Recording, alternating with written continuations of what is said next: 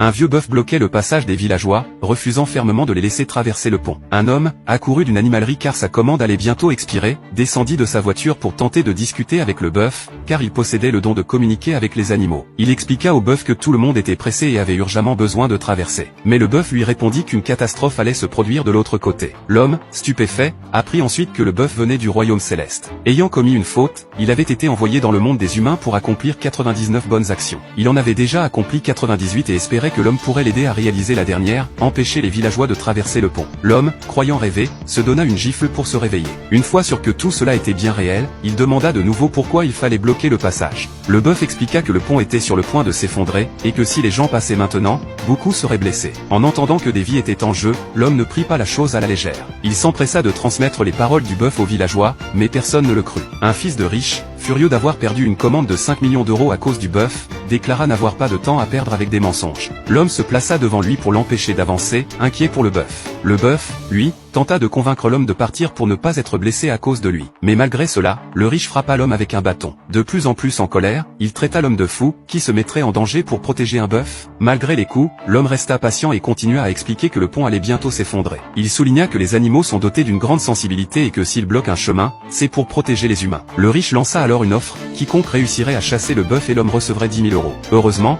la majorité des villageois, bienveillants, décidèrent de croire l'homme et refusèrent d'aider le riche. Mais certains soupçonnaient le bœuf d'être simplement un animal de compagnie, et l'homme d'être un créateur de contenu voulant juste attirer l'attention et monopoliser l'espace public. De plus en plus de voix soutenaient cette théorie, et l'homme se sentit impuissant sous la pression. Le riche leva de nouveau son bâton pour le frapper. Mais à ce moment précis, le sol se mit à trembler violemment. Le pont s'effondra réellement.